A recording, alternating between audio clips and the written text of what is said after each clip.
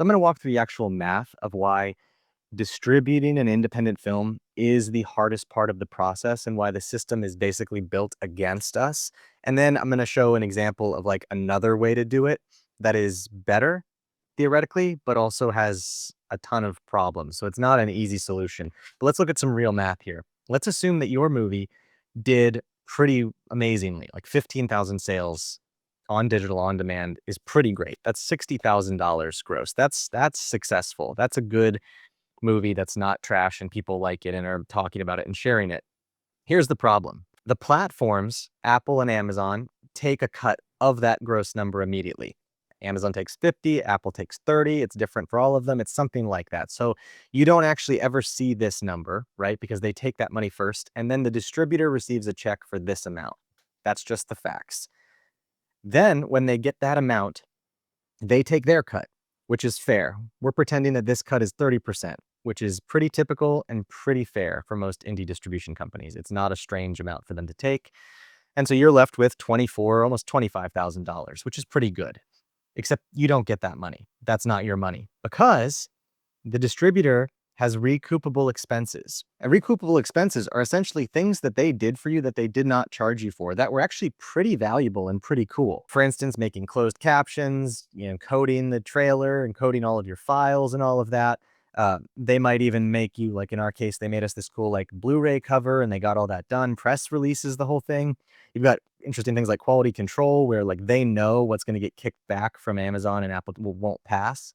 And so they basically go frame by frame through your movie. And if they find out a sound effect is too loud or dialogue is too quiet or there's a glitch or something doesn't look professional, they'll kick it back. And then you have to pay a fee to resubmit again until your movie is perfect to their standards. So there's a lot going on here.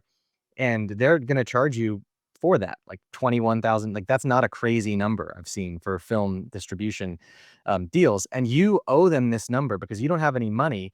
And so they're not charging you up front. They're going to charge it out of what you make. So out of your 25,000, you're going to owe them, I mean, on the low end, $12,000 maybe. And you've been doing all of the work all along yourself to make the movie. But at this point in the stage, it's like, well, they're the professionals. I should let them do it. I've already done a lot of creative work. So like, let's let them handle that and they can just deal with captions. I don't want to sit there and make a caption file. So effectively, your payout from a $24,000 paying them, this much is like $3,000 total of all of the money that your movie made. That's basically a 5.2% split of your revenue. So every time your movie sells, you make 5.2% of $3.99 when it sells online on Amazon or Apple or something like that. It is not a good, like that's not good. There's no way that anybody could say that that's good. And the other issue is that the distributor is going to market your movie with social ads and all this press releases and stuff, but they only do it for like 1 to 3 months, maybe a little more if your thing is really good.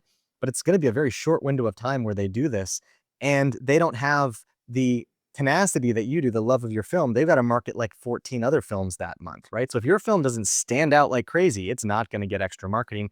And they also charge you for that marketing. It's not free out of the goodness of their hearts. So now what's the other option? Well, it's to do it all yourself, which is what you've been doing all along when you make an indie movie, right? Like you did everything basically.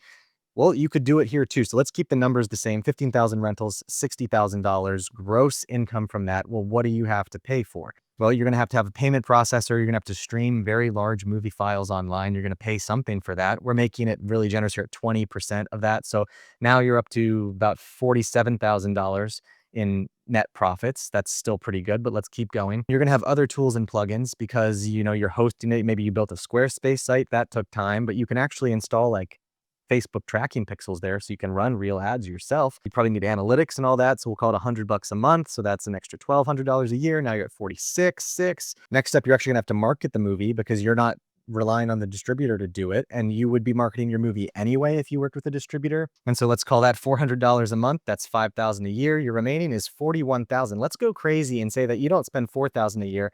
You spend like $10,000, you spend $14,000 a year marketing your movie. Either way, you're making about 70%, 50%, 60% of the revenue from your movie, not 5.2%, which is an insanely bad number. Now, the problem here is that you don't have kind of the hip factor of being able to tell people, oh, my movie's on Apple TV and Amazon Prime. And that is valuable in a lot of ways to filmmakers. Like that's not nothing. That's real clout in a way.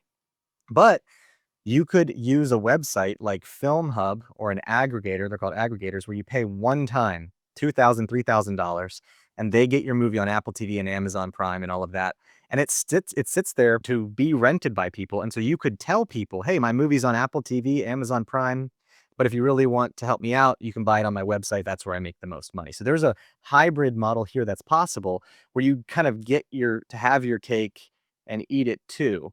But the problem is not that the distribution companies are super predatory or everything's all screwed up. The problem is like the system was built for massive movies to make massive amounts of views and rentals and stuff. It's not built for independent filmmakers who are going to make moderate amounts of views and want to make moderate money. It's just like we are playing in a ballpark that was designed for a different business model. And there's really no good solution to it that I've found yet. And I'm toying with some solutions to this. There are a lot of people trying to work on this because the $200 million movies are probably not going to be the future. Cameras are so good, anamorphic lenses are so cheap, audio cleanup is so great, actors are good, filmmaking information is everywhere. So a lot of independent movies are getting made. A lot of them are trying to be distributed. So there is there's got to be a way to do this better than the traditional route without all the downsides of the DIY approach feeling cheap and lackluster. There's got to be a way. I'm working on some stuff. If you have ideas, let me know.